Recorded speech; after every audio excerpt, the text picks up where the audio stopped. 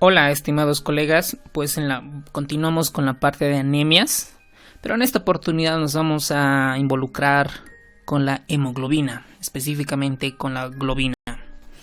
Está en el capítulo 127 de Medicina Interna de Harrison y vamos a ampliar este tema. Primero, nosotros tenemos que entender qué es una hemoglobinopatía. ¿De qué vamos a hablar hoy? ¿Será un trastorno hereditario que por una anomalía genética que afecta la estructura de las cadenas de globina?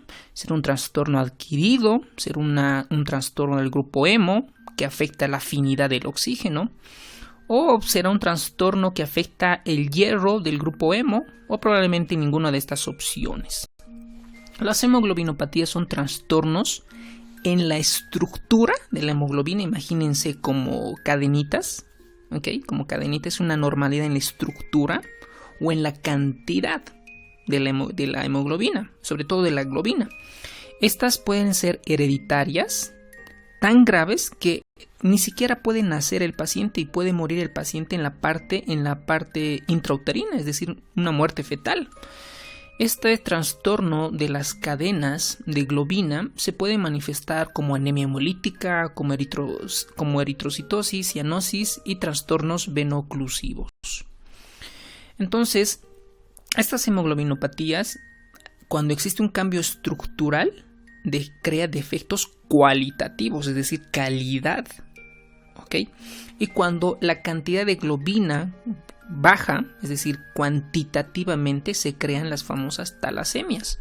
Y esto es lo que vamos a ver en esta clase: cómo es la talasemia alfa, cómo es la talasemia beta, cómo la talasemia se asocian a la muerte y cómo la enfermedad de células falciformes se asocia a procesos vaso-oclusivos.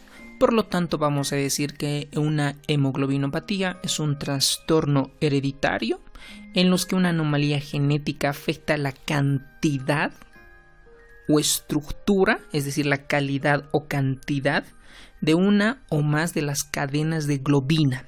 Es decir, no nos vamos a meter con el grupo hemo ni con el grupo hem, nos vamos a meter con las globinas, ¿vale? Entonces, la hemoglobina tiene una estructura, ¿no? Tiene una estructura como nosotros tenemos cabeza, cuello, tórax, abdomen, ¿no? La hemoglobina tiene partes, tiene cadenas, ¿ok? Tiene 4 cadenas específicamente. Entonces, aquí nos preguntan cuál es la estructura de la hemoglobina Gower 2. Eso lo vamos a ver. Entonces, tú ya sabes que el glóbulo rojo en su interior tiene hemoglobina, ¿ok? Pero esta globina son 4 cadenas, ¿ok? Esas 4 cadenas tienen sus nombres. Son 2 alfas y 2 betas. Las cadenas alfa es esto. Vamos a ver que tienen 141 aminoácidos, ¿no? Esto es una cadena alfa, 141 aminos. Aquí vemos 1, 2, 3, 4, 5, 6, 7, y 141. Mientras que las cadenas beta tienen 146 aminoácidos. ¿Ok? Recuerden, aminoácidos, polipéptidos, péptidos, polipéptidos, proteínas, ¿no? Más de un conjunto de aminoácidos hacen proteínas. Estos aminoácidos vienen del dogma de la vida, es decir, están codificados por genes, ¿ok? Y esos genes están en los cromosomas. Eso es biología, ¿no? Célula, biología, primer año de medicina. Entonces, estas cadenas alfa están codificadas en el cromosoma 16. Posible pregunta de examen. En el cromosoma 16. En el cromosoma 16 tienen genes que codifica el gen Z, el gen alfa 2, alfa 1. ¿Ok? Mientras que las cadenas beta están presentes en el cromosoma 11, es decir, ahí están sus genes. ¿Ok? En el cromosoma 11 está el gen epsilon, está gamma, beta, delta, betas. ¿Ok?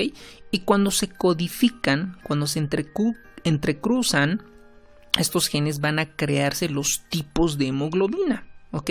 Por ejemplo, la hemoglobina A está formada por 2 cadenas alfa, 2 cadenas beta, la hemoglobina A2 y fetal, que los vamos a describir posteriormente.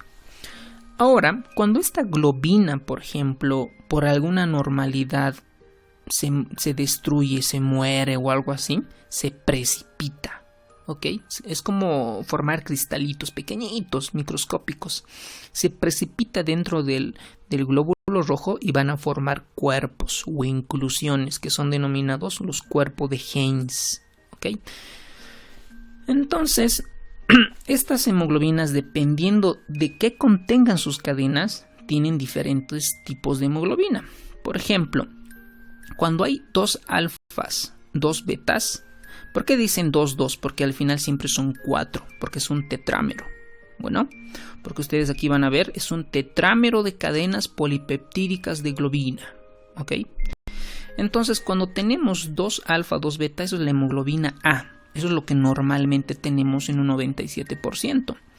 Y otra en menor cantidad, sobre todo de 1.5 a 3.2%, es la hemoglobina A2. La hemoglobina A2 está formada por 2 cadenas alfa y 2 cadenas deltas. La hemoglobina fetal, como su nombre lo indica, está en el feto, pero en el adulto podemos tener hasta el 1%. Está formada por 2 cadenas alfa y por 2 cadenas gamma. Y en la pregunta previa nos preguntaron cómo está conformada la hemoglobina Gower-2. Entonces, en el examen, si realmente nos quisieran aplazar, pues nos preguntarían la estructura de la hemoglobina Gower-1, Gower-2 o Portland. Por lo menos en nuestros simulacros van a estar como posibles preguntas de examen. Bueno, entonces, por ejemplo, la hemoglobina Gower-1 está formada por 2 cadenas Z, 2 épsilons, Gower-2 2 cadenas alfa y 2 cadenas épsilon, y el Portland 2 cadenas Z y 2 cadenas gamma. Bueno, por ejemplo, en este esquema representa en la parte de gestación cómo se aumentan las cadenas gamma y cómo se aumentan las cadenas alfa. Entonces, gamma y alfa son la hemoglobina fetal. Por lo tanto, aquí la respuesta de la hemoglobina Gower-2 es alfa 2, epsilon 2. Entonces, como ya sabemos cómo está formada la parte de la globina, pues debemos saber los efectos de la hemoglobina, es decir, qué función tiene. Pues transporta oxígeno.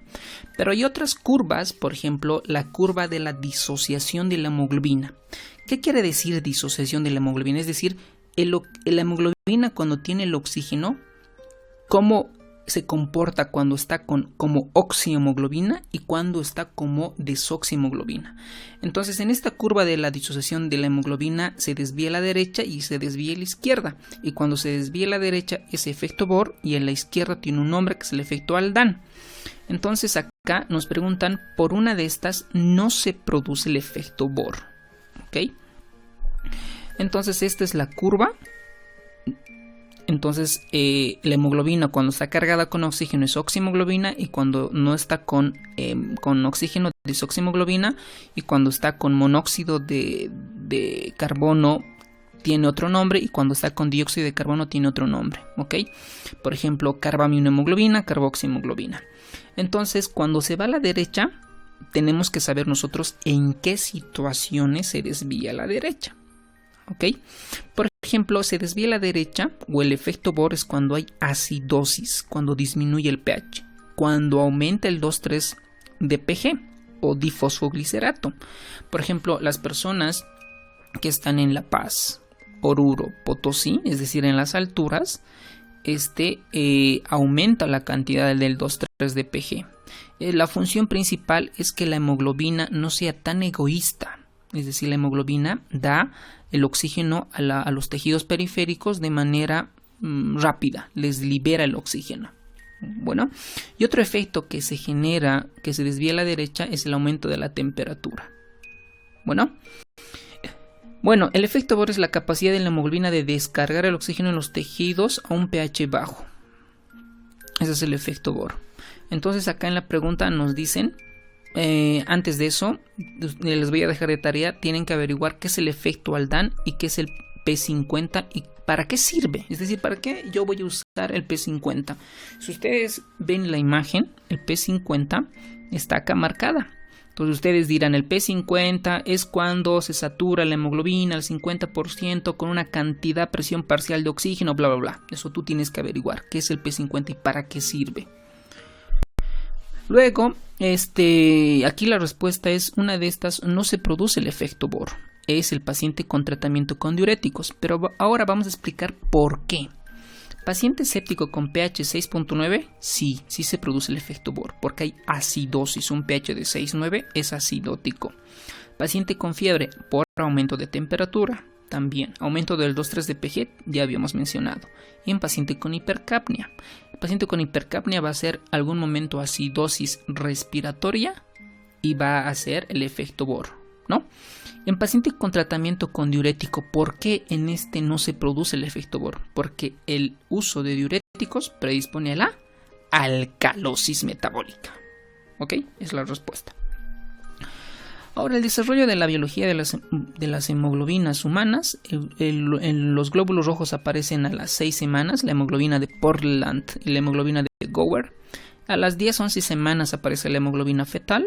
La hemoglobina adulta aparece a las 38 semanas y las células F producen las hemoglobinas feta. Hay algunos fármacos como el butirato y los inhibidores de la histona pueden activar la hemoglobina fetal. Y tú te preguntarás, ¿en qué casos voy a aumentar la hemoglobina fetal? Y tú dirás entonces cuando no exista probablemente una hemoglobina adulta normal. Entonces acá nos preguntan, el gen Z2 se encuentra en cromosoma 11, 16, globina beta, delta, epsilon. Esos tenemos que saber qué es el gen Z2. Entonces habíamos mencionado que la globina alfa está codificada en el cromosoma 16 y la globina beta en el cromosoma 11. Y el ATRX modula la expresión de la globina alfa. Y cuando ésta se encuentra alterada, se expresa como talasemia alfa, retraso mental y mielodisplasia, es decir, un trastorno muy grave.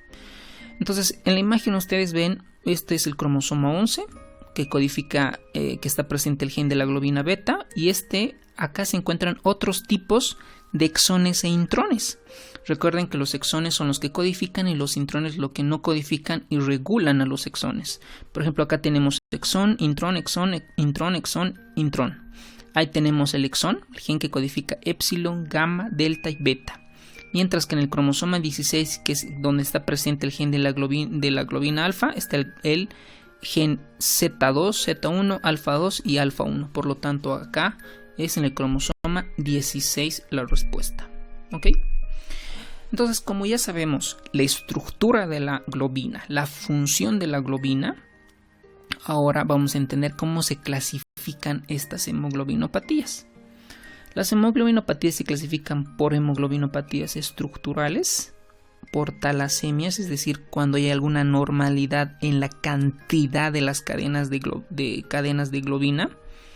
La vamos a clasificar por variantes de la hemoglobina talasémica, persistencia hereditaria de hemoglobina fetal y algunas hemoglobinopatías adquiridas. Todas estas las vamos a mencionar en esta clase.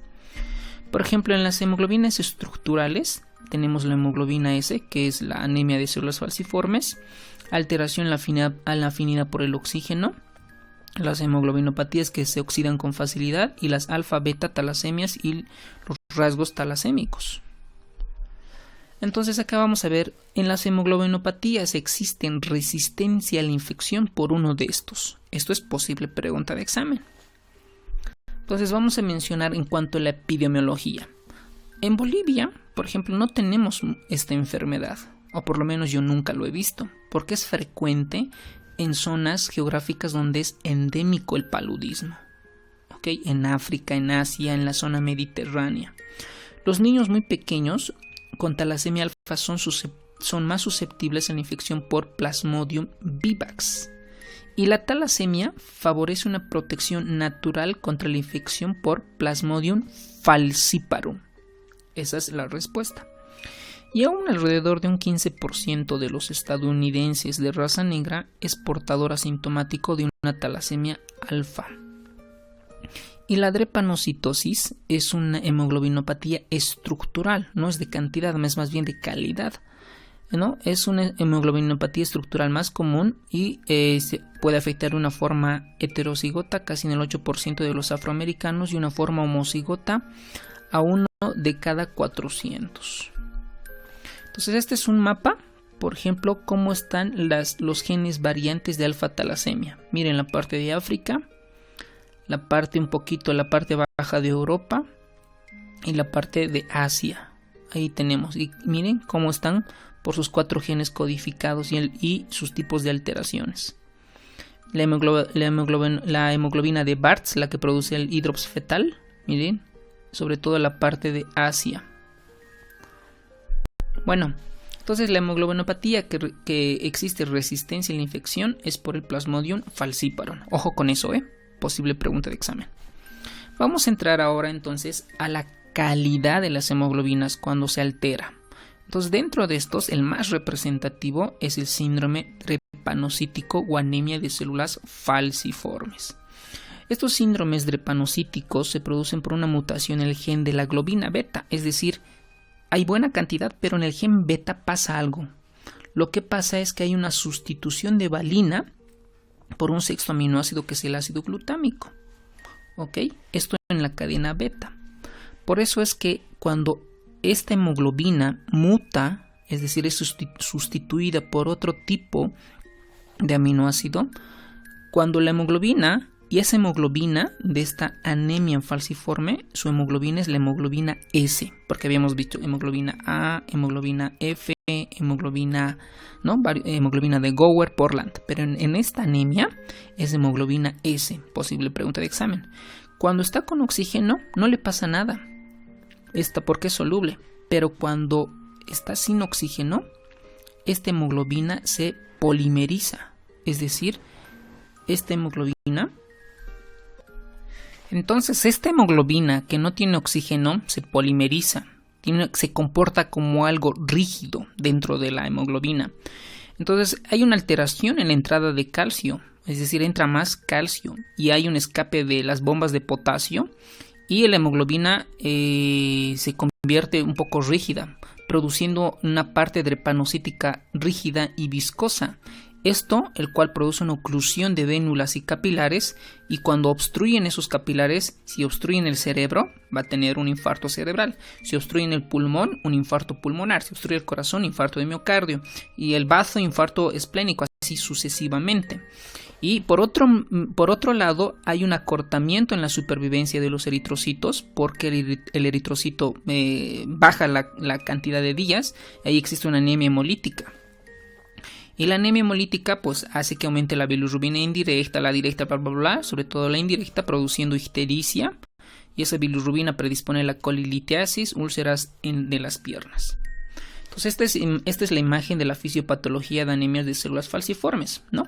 Volviendo a repetir, la hemoglobina S oxigenada, así tranquilita, pero cuando cede el oxígeno se polimeriza la hemoglobina y el glóbulo rojo ya no está en forma discoidal bicóncava, sino está en forma de la hoz o en forma de media luna, y esta va a producir infartos, ¿no? Dolor agudo, síndrome doloroso torácico, hipoesplenismo, osteonecrosis, nefropatías.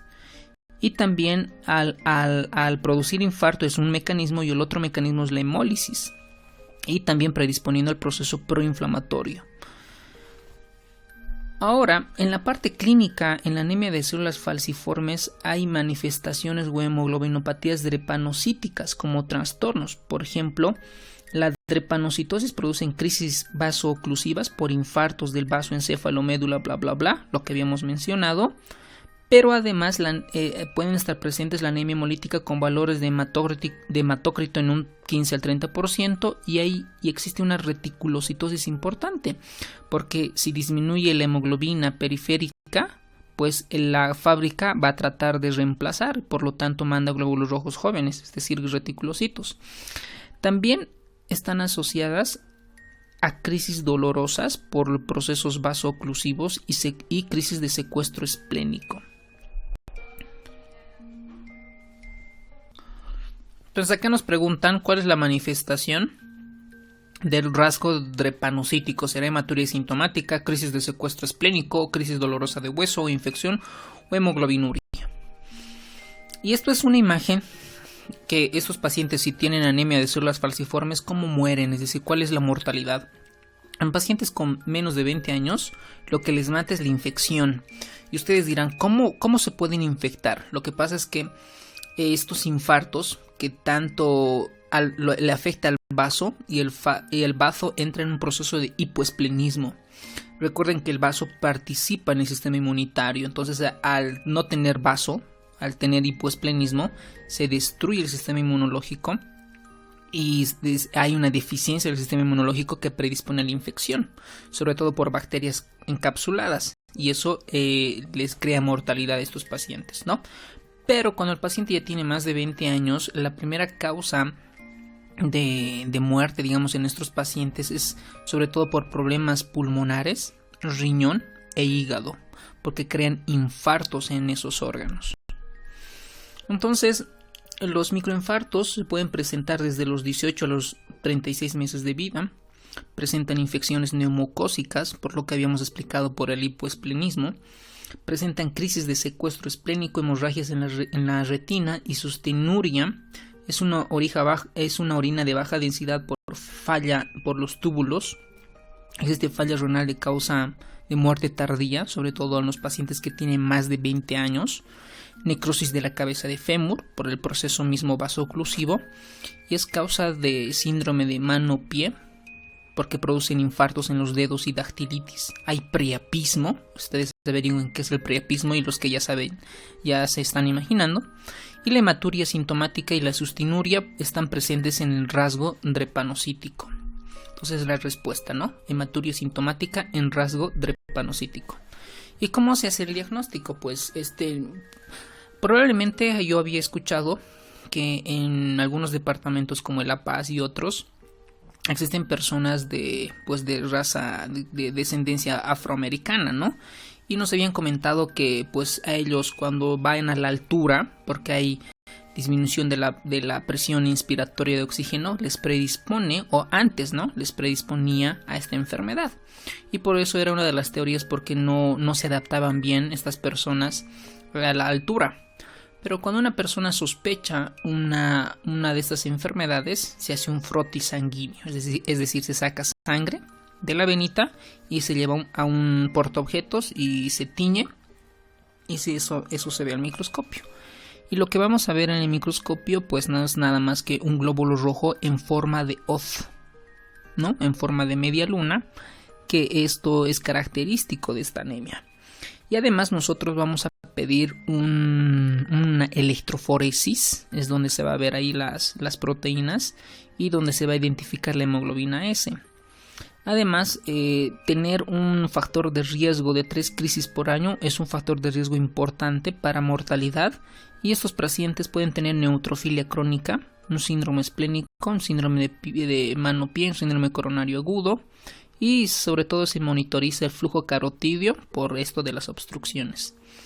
El diagnóstico se confirma por electroforesis, una espectroscopía de masa y las pruebas de drepanogénesis, que es un tema amplio. Si quieren un poco ampliar, pues les voy a dejar los artículos que los tenemos. Pues en cuanto al tratamiento es evitar la hipoxia, porque recordemos que si cuando no hay oxígeno se polimeriza la hemoglobina, evitar la deshidratación, la acidosis y pues la altura, ¿no? Como está en La Paz, Oruro y Potosí. Si hay dolor, pues opioides, ¿no? Y en estos pacientes probablemente requieran transfusión sanguínea y esto les predispone a una sobrecarga de hierro y a una intolerancia inmunológica. En los niños sabemos que lo que les mata es en las infecciones, en los adultos problemas orgánicos. Y pues por eso está indicado los antibióticos en los niños. ¿Ok? Pues en cuanto al tratamiento, pues en los niños si lo que les mata es la infección, pues hay que darles vacunas, ¿no? Hidratación y dolor, ¿no? Y aumentar la cantidad de hemoglobina F, porque si yo no tengo hemoglobina A y tengo hemoglobina S, puedo aumentar la hemoglobina F. Y eso lo puedo hacer con hidroxiuria, ¿no? De 10 a 30 miligramos kilogramo día para aumentar las cadenas gamma.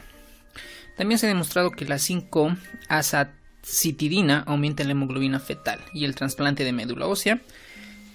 Además, el libro menciona que el cotrimazol, magnesio y más hidroxiuria evitan la adhesión entre los glóbulos rojos, sobre todo para evitar los fenómenos vasooclusivos.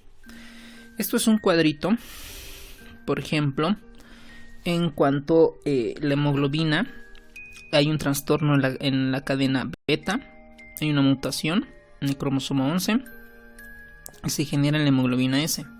Hay obstrucción de vasos, el cual predispone isquemia y necrosis en todos los órganos que mencionamos: cerebro, pulmón, corazón, bazo, hígado, todo.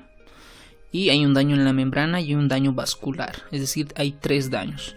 Pero cuando se somete a un fenómeno de hidroxiuria, estas pueden directamente inducir a las células F. Recordemos que las células F producen hemoglobina fetal, ¿no? Y por lo tanto también la hidroxiuria inhibe la ribonucleótido reductasa.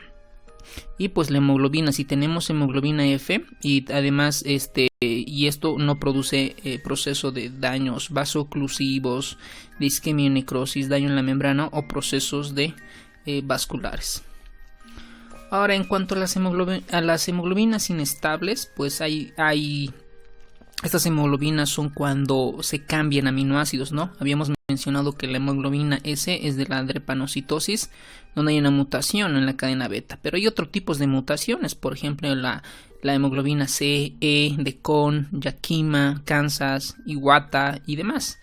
Lo interesante es que, por ejemplo, la hemoglobina Yakima predispone la policitemia, es decir, la hemoglobina es tan egoísta que se la agarra al oxígeno, no la entrega a los tejidos. Por lo tanto, el riñón dice: es mi célula periférica está en hipoxia, por lo tanto voy a producir más glóbulos rojos, por lo tanto le lleva a policitemia. ¿Cuál de estas hemoglobinas produce pseudoanemia? Vamos a ver en la siguiente explicación. Las hemoglobinas inestables también se pueden dividir por alta afinidad y por baja afinidad. La hemoglobina de alta afinidad es la hemoglobina Yakima, que lleva una hipoxia ística, por lo que mencionamos. Esta hemoglobina no libera el oxígeno a los tejidos, por lo tanto además puede aumentar la viscosidad sanguínea por esto de la policitemia. En realidad sería una eritrocitosis, ¿no? Más que una policitemia. Entonces, por aumento de esta viscosidad hay cefalea, somnolencia y mareo. Y esto se detecta con el P50. Ok, el P50 nos va a decir si la hemoglobina es de alta afinidad o de baja afinidad. Luego tenemos hemoglobinas de baja afinidad, como la hemoglobina de Kansas, esa es la que produce pseudoanemia, ¿no? La metahemoglobina, por sobre todo cuando el hierro normalmente es ferroso, 2 cruces en la hemoglobina, y cuando se convierte en 3 cruces por algo hereditario o adquirido secundario fármaco, sobre todo a los nitratos, a la nitroglicerina, pues puede estar saturando 100%, pero al paciente le puede faltar aire. Eso se denomina metahemoglobinemia. Ok, y el tratamiento es azul de metileno. Entonces, la hemoglobina que produce pseudoanemia es la hemoglobina de Kansas. El diagnóstico de estas hemoglobinopatías inestables, pues esto se puede sospechar en anemias hemolíticas de causa no inmunitaria, que presenten ictericia, esplenomegalia y trastornos prematuros de vía biliar. Recordemos que la hiperbilirrubinemia predispone a los cálculos biliares. Pues identifica los cuerpos de Heinz con una prueba de isopropanol o la estabilidad térmica. Entonces, la hemoglobina de alta afinidad, la mejor prueba de confirmación es la cuantificación del P50. Entonces, el P50 no es nada más que la cantidad de presión parcial de oxígeno que satura la hemoglobina al 50%. Por ejemplo, una presión parcial de oxígeno de 28 arterial es suficiente para saturar el 50% de la hemoglobina. Cuando este P50 está alterado, puede identificar las hemoglobinopatías de alta y baja afinidad. Ahora vamos a entrar, ya explicamos la parte de la calidad de las globinas, cuando se altera y produce. Ahora, cuando hay un defecto en la cantidad, a esto se denominan síndromes talasémicos. Bueno, estos síndromes talasémicos son trastornos hereditarios en la biosíntesis de globina, el cual predispone la disminución en la producción de hemoglobina, que predispone una microcitosis e hipocromía. Y como la fábrica está mal, sus globinas, hay una eritropoiesis extramedular. Esta eritropoiesis puede estar en el tejido óseo, ¿no? Y llevar a una carita que se denomina carita en ardilla, una facies en ardilla, ¿ok? Y obviamente predispone a deformaciones óseas y fracturas. Estas talasemias se pueden dividir en alfa y beta talasemias. Y ustedes dirán, ¿por qué alfa? Pues por las cadenas alfa. ¿Y por qué beta? Por las cadenas beta. ¿ok? Entonces estas alfas talasemias, pues sobre todo el alfa es codificada por 4 genes, ¿ok? Y cuando se altera un gen, 2 genes, 3 genes y 4 genes, ¿ok? Mientras que en las betas talasemias se pueden dividir mayor, homocigota, que es grave, y la menor, que es heterocigota. La alfa talasemia, una de estas es incorrecta. Vamos a identificar entonces la que es incorrecta. Por ejemplo, puede ser que la alfa talasemia es el resultado de una síntesis deficiente o ausente de las cadenas alfa de globina que conduce a un exceso de cadenas beta de globina. ¿Correcto o incorrecto? ¿Será? La delección de un solo gen da como resultado la hemoglobina BART, es decir, de 4 cadenas gamma. ¿Será? La supresión de 2 genes causa un rasgo de alfa talasemia menor con microcitosis más anemia. ¿Será? La delección de 3 genes da como resultado una producción significativa de hemoglobina H que tiene 4 cadenas beta.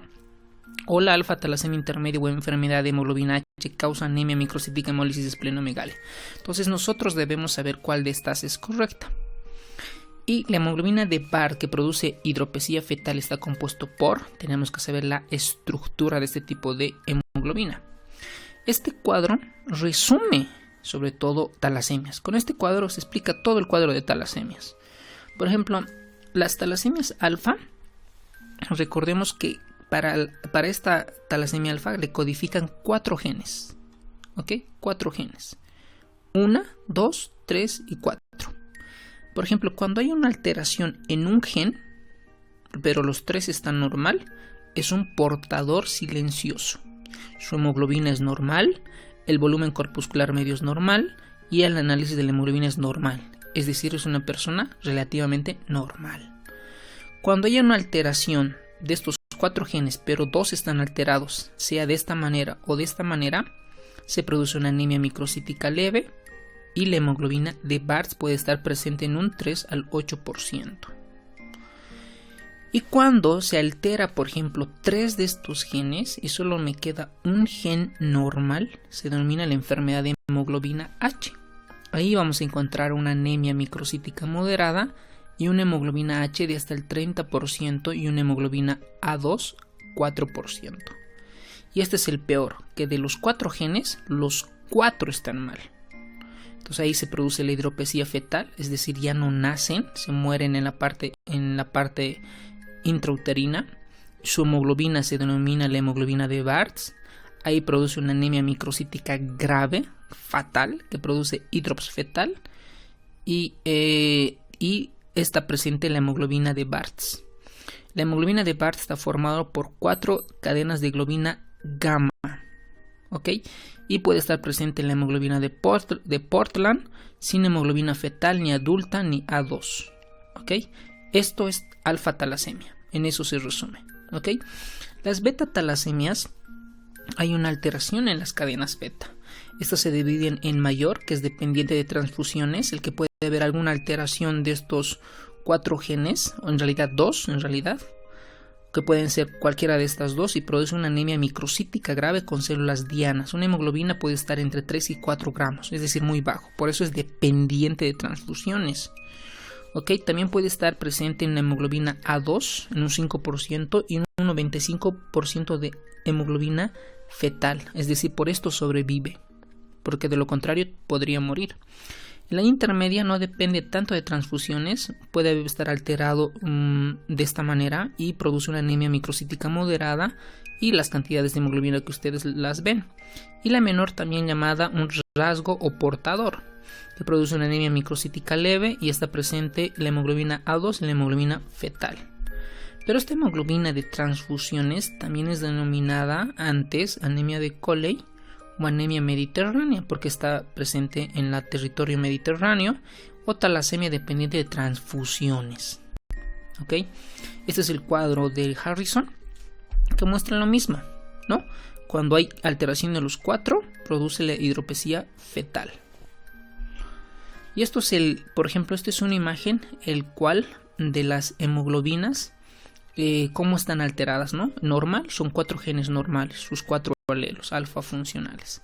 Talasemia silente cuando hay uno anormal. Rasgo talasémico puede ser de esta manera, 2 de los 4, homocigoto, o heterocigoto, 2 de los 4. La enfermedad de hemoglobina H ya están 3 y los 4 cuando se dañan. El síndrome de hidrops fetal, esto en mutaciones de la cadena alfa. Esto es una imagen, por ejemplo, cómo están conformados la hemoglobina fetal.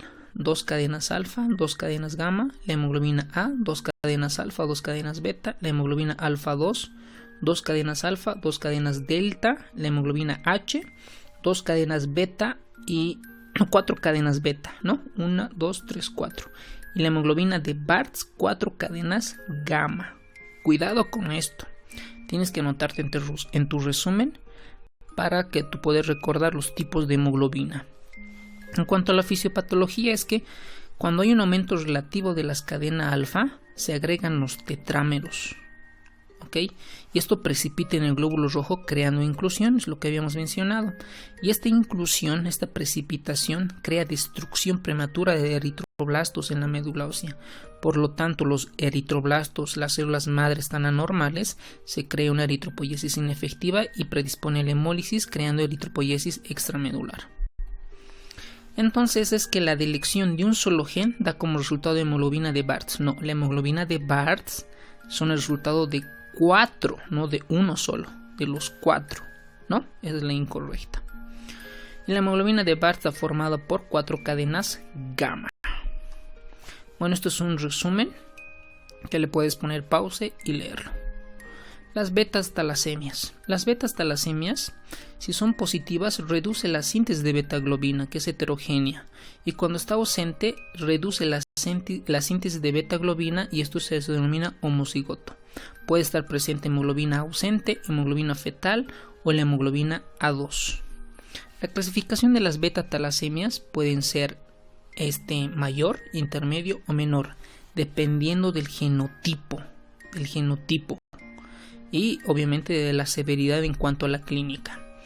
La clínica de los síndromes talasémicos betas, estos pueden predisponer a los cuerpos de inclusión, destruyendo los eritroblastos, todo lo que mencionamos, predisponiendo a la anemia hemolítica, hepatosplenomegalia, úlceras en las piernas, cálculos biliares, falla cardíaca por alto gasto y pues la transfusión sanguínea suprime la eritropoiesis ineficaz. Pero al dar tanta transfusión es dañina. ¿Por qué? Porque le sobrecargamos de hierro. Y ese hierro puede depositarse en el corazón, llevar a falla cardíaca, puede depositar en el hígado, llevando a falla hepática, y eso se denomina hemocromatosis. Por eso vamos a ver que luego, aparte de dar transfusiones, tenemos que dar quelantes de hierro para que no se intoxique con hierro. Los pacientes con talasemia beta necesitan mayor apoyo transfusional para vivir. Los pacientes con talasemia beta intermedia es un fenotipo más leve y pueden sobrevivir sin transfusión. Entonces, los términos de talasemia beta menor y rasgo talasémico pues son asintomáticos, ¿no? Porque son heterocigotos. Entonces vamos a ver, uno de estos es incorrecto con relación a la beta talasemia. Entonces hay que saberse lo correcto, ¿no? En realidad todo lo que es beta talasemia. El resultado de síntesis deficiente o ausente de cadenas beta de globina conduce a un exceso de cadenas alfa. ¿Será verdad? La síntesis de beta de globina está controlada por un gen en cada cromosoma 11. El efecto del gen, un gen de rasgo beta talasémico mayor, es asintomático y da como resultado microcitos y anemia leve. La síntesis de ambos genes se reduce severamente la persona que tiene una talasemia mayor conocida como anemia de Coley. Los pacientes con sospecha de talasemia se solicitan las pruebas de complementarias que incluyen ferritina sérica, frotis, electroforesis de hemoglobina, nivel de plomo sérico y rara vez aspirado de médula ósea. Entonces vamos a ver con esto, ¿no? Un defecto en un gen de rasgo beta talasémico mayor es asintomático, al contrario, en beta talasemia mayor es más sintomático, que predispone todo lo que habíamos mencionado en la parte clínica. ¿Ok? Entonces, por ejemplo, cuando hay una eritropoiesis ineficaz porque los eritroblastos están tan dañados por las precipitaciones de globinas, produce una eritropoiesis extramedular. Entonces, ¿dónde extramedular? En el tejido, en el cráneo. Por eso hay deformaciones del cráneo que también predisponen la sinusitis. Hay deficiencias de folatos. Como hay anemia, el intestino incrementa la absorción de hierro por otros mecanismos, ¿no? Y como hay hemólisis, hay ictericia, hepatitis, y como hay tanta transfusión sanguínea, existe la hemocromatosis. Predispone a las infecciones y la acumulación de hierro. Esta acumulación de hierro que habíamos visto por tanta transfusión que necesita, sobre todo la talasemia mayor, puede depositarse en la glándula pituitaria y crear datos de disfunciones endocrinas y cirrosis hepática, anormalías en la parte del corazón, sobre todo miocardiopatías restrictivas y en el pulmón. Entonces, en la talasemia mayor, lo que vamos a encontrar en los infantes es que a partir de los 6 a 9 meses la hemoglobina fetal es reemplazada por la hemoglobina adulta, el cual predispone a una palidez, ictericia, falla cardíaca. ¿Por qué falla cardíaca? Por la transfusión, ¿no? Es decir, por ese hierro se pliega al corazón, un mecanismo. El otro mecanismo sería por tanta hemoglobina baja, le predispone una falla cardíaca, ¿no? Hipermetabólica. La hepatosplenomegalia, falla hepática. Y en el adolescente, si sobrevive, miren, acá están varios niños que están recibiendo muchas transfusiones, que depende de su vida de estas transfusiones, y pues pueden tener retardo en el crecimiento, dilatación cardíaca, transfusión dependiente y cambios óseos. La talasemia intermedia pues puede tener una palidez moderada, su hemoglobina es más de 6 gramos de decilitro, es menos dependiente de transfusión, se asocia a un retardo de crecimiento y tiene mayor supervivencia con relación a la talasemia mayor. La menor es asintomática, no tiene retraso en el crecimiento, puede estar presente la deficiencia de hierro y su vida es casi normal. Esto es lo que les mencionaba. Cuando hay hematopoiesis extramedular, pueden involucrar algunos tejidos óseos y dar una apariencia en borde de cepillo en la radiografía. Entonces, ¿cómo nosotros vamos a diagnosticar una talasemia? Recordemos que en nuestro medio no es frecuente, yo nunca lo he visto, no sé si tú lo has visto, pero vamos a sospechar en un paciente que tiene microcitosis e hipocromía por esto del hierro, ¿no? Entonces se solicita hierro, saturación de la transferrina y ferritina. Estos conceptos ya tú lo sabes. Si están bajos, es deficiencia de hierro. Pero si son normales o altos, se solicita la hemoglobina A2. Si esta está aumentada, nos sospecha una talasemia beta, y si está disminuida, una talasemia alfa. Para esto hay que complementar con otros estudios, ¿no? Las variantes talasémicas estructurales, hay otras, por ejemplo, hay la hemoglobina de Lepore, que es una hemoglobina 2 alfa, un delta y un beta, que es similar a la talasemia beta.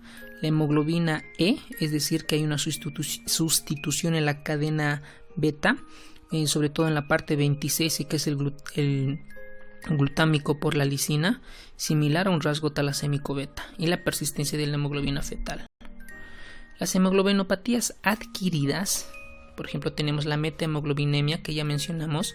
Normalmente en la hemoglobina el hierro está en ferroso, es decir, más 2. Por alguna causa, sea hereditaria o adquirida, este hierro se convierte en férrico y hay una disociación de la hemoglobina, ¿no? Y su forma ya no es en forma de citálica, sino es en forma de R. Y lo que nosotros hemos visto es secundaria sobre todo a medicamentos. Por ejemplo, ¿cómo te das de cuenta o cómo sospechas una metahemoglobina?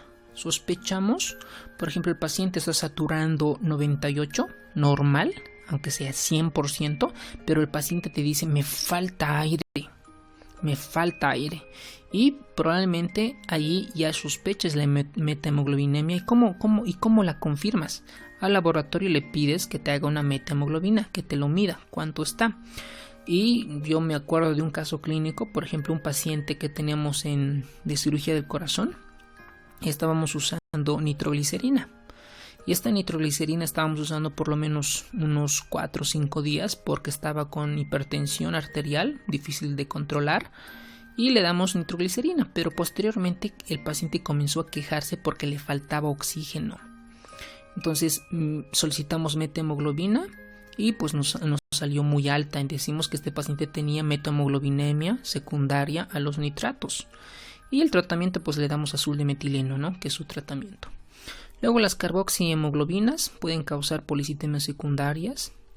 El parte clínico es un rojo cereza. Si alguien te dice cómo es la clínica de la carboxihemoglobina, pues cuidado que digas que es cianótico, que está azulado, nada que ver, ¿no? Es un rojo cereza, como ven ustedes aquí en la imagen. Es intoxicación, ¿no? Por humo y demás que predispone a la carboxihemoglobina. Pues esta normalmente se acompaña de un suministro deficiente de oxígeno en los tejidos. El tratamiento no es nada más los efectos adversos de la transfusión. Por eso aquí en el libro de Harrison van a ver tratamiento de la hemosiderosis transfusional por el hierro tanto. Entonces nosotros debemos de recordar que cada unidad de concentrado de eritrocitos, una unidad, le damos de 250 a 300 miligramos de hierro. ¿Se imaginan la cantidad que les damos? Y esta transfusión, por ejemplo, de 2 unidades de concentrado de eritrocitos equivale a un hierro de 1 a 2 años. Así, imagínense la cantidad de hierro que lo estamos intoxicando. Y los pacientes que reciben más de 100 unidades de concentrado presentan hemosiderosis. Por lo tanto, este hierro tan alto, ferritina aumentada, predispone a la intolerancia a la glucosa, retraso en la pubertad, cirrosis y miocardiopatía. Hay un aparato que se denomina la interferencia cuántica superconductor que mide el hierro hepático. Por eso nosotros, aparte de dar transfusión, tenemos que dar quelantes de hierro, como la desferoxamina o el deferasirox. O en algunos casos presentar como trasplante de médula ósea, sobre todo pacientes con talasemias muy graves. ¿Y qué es lo que dice la medicina basada en la evidencia? En talasemia mayor o intermedia se administra suplementos de ácido fólico con un nivel de evidencia y recomendación grado 2C. En la talasemia mayor, hipertransfusión, dar transfusión. En fenotipos de talasemia intermedia, el tratamiento es individualizado, depende de la clínica y su nivel de hemoglobina.